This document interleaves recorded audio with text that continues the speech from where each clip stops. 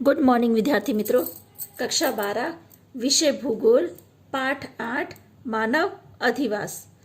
पिछले वीडियो में हम लोगों ने शहरी अधिवासों का कार्यकारिणी के आधार पर वर्गीकरण में पहला प्रशासन केंद्रीय वर्गीकरण के बारे में जाना।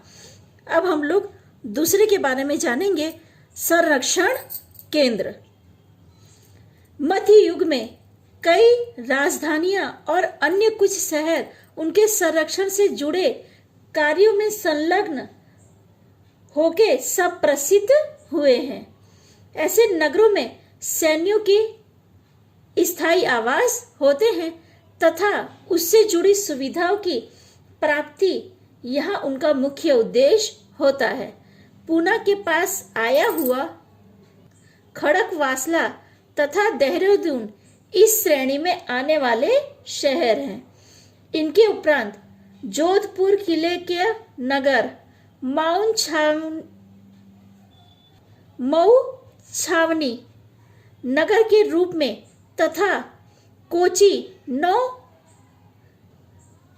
सेना नगर के रूप में पहचाने जाते हैं। कहने का अर्थ है कि जो मध्य युग में कई राजधानियां और कुछ अन्य जो शहर थे उनके संरक्षण से जुड़े कार्यों से संलग्न होने से सुप्रसिद्ध हुए हैं। तीसरा टॉपिक है हमारा सांस्कृतिक केंद्र। कई शहर उनकी विशिष्ट सांस्कृतिक प्रतिभा एवं परंपरा के लिए सांस्कृतिक केंद्र बने। उनमें धार्मिक स्थल, ऐतिहासिक इमारत, संगीत तथा अन्य कई लालित कला, शिक्षा केंद्र आदि सांस्कृतिक दर्शनों के लक्षण होते हैं। प्राचीन काल में वाराणसी, मक्का, जेरूसलेम, वैटिकन सिटी आदि धार्मिक स्थल के रूप में प्रसिद्ध हैं। कोटा, अलीगढ़, वल्लभ विद्यानगर, विजयनगर आदि शहर शिक्षा केंद्र हैं। कहने का अर्थ है कि कई शहर जो हैं वो अपनी संस्कृति की वजह से विकसित हुए हैं या शिक्षा केंद्र की वजह से वो अधिक विकसित हुए हैं या जाने गए हैं। जैसे वाराणसी का बताया गया, तो वाराणसी जो है वो धार्मिक स्थल है, तो उसकी संस्कृति की वजह से उसका विकास हुआ है। विजयनगर शिक्षा का केंद्र है, वल्लभ विद्यानगर शिक्षा का केंद्र है, तो ऐसे कोटा भी शिक्षा का केंद्र है। तो कुछ शहर शिक्षा के केंद्र की वजह से भी अधिक विकसित हुए हैं। कहने का अर्थ है कि धार्मिक स्थान, ऐतिहासिक इमारत, संगीत या अन्य कई चीजों की वजह से उन शहरों का विकास हुआ है या वो शहर प्रसिद्ध बने हैं, तो कई शिक्षा की वजह से प्रसिद्ध हुए हैं। चौथा है औद्योगिक केंद्र। खनन तथा विनिर्माण उद्योग क्षेत्र में शहरों का विकास हुआ है। कालगुली, धनबाद तथा खेतरी खनन शहर है। खनन शहर है, खनक नहीं है, खनन है। खनन शहर है। खनन, आपको पता है कि खनन अर्थात क्या होता है, आप सभी ने आगे के पाठों में इसके बारे में जाना है। कानपुर और राजकोट जैसे शहर विनिर्माण केंद्र है, यानी कोई भी सामग्री में से कुछ नया निर्माण करने वाले केंद्र। कुछ नगरों का विकास उद्योगों की स्थापना के कारण हुआ है, जैसे जमशेदपुर, कानपुर, दुर्गपुर, पिटसबर्ग, मोदीनगर, अंकलेश्वर एवं मोरबी। ये सारे क्या है? औद्योगिक केंद्र है।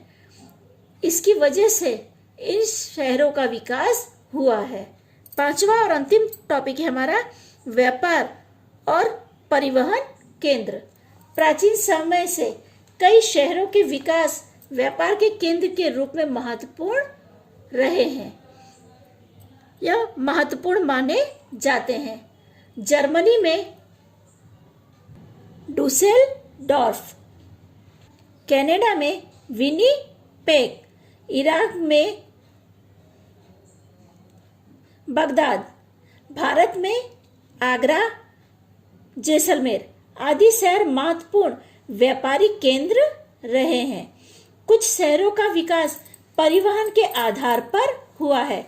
परिवहन यानी जो आने जाने की सामग्री या सामान लाने ले जाने के लिए जिनका हम उपयोग करते हैं उन्हें हम परिवहन के नाम से जानते हैं। बंदरगाह शहर समुद्र के किनारे पर स्थित होने से आयात निर्यात के केंद्र बने हैं। नेदरलैंड में रॉटरडैम, भारत में मुंबई इत्यादि इस प्रकार के केंद्र हैं, क्योंकि यहाँ पे क्या है, बंदरगाह है। बंदरगाहों की वजह से व्यापार में जो सामग्री हम लाते ले जाते हैं उसके वजह से परिवहन का विकास यहाँ पर अधिक हुआ है। कहने का अर्थ है कि कुछ जो शहर है वो व्यापार की वजह से, तो कुछ शहर परिवहन की वजह से भी विकसित हुए हैं या उनका विकास हुआ है। इसके अधिक शहरों की कार्यकारिणी के आधार पर विनिमय तथा वितरण केंद्र, उत्पादन केंद्र, पर्यटन केंद्र जैसे अन्य कई भी भागों में भी इन्हें विभाजित कर सकते हैं। यहाँ पे हमने 5 टॉपिक की चर्चा की। प्रशासन केंद्र, दूसरा संरक्षण केंद्र, तीसरा सांस्कृतिक केंद्र, चौथा औद्योगिक केंद्र और 5वां व्यापार और परिवहन केंद्र। इन 5 टॉपिकों की हम लोगों ने चर्चा की। ये 5 टॉपिक शहरी अधिवासों का कार्यकारिणी के आधार पर वर्गीकरण के अंतर्गत आया। यानी शहरों में हम किस तरह की व्यवस्था देखते हैं इसकी चर्चा हमने यहाँ पर की। अलग अलग प्रकार की व्यवस्था अलग अलग शहरों में देखने को मिलती है। इसी के साथ हमारा ये टॉपिक पूरा होता है और पाठ भी पूरा होता है।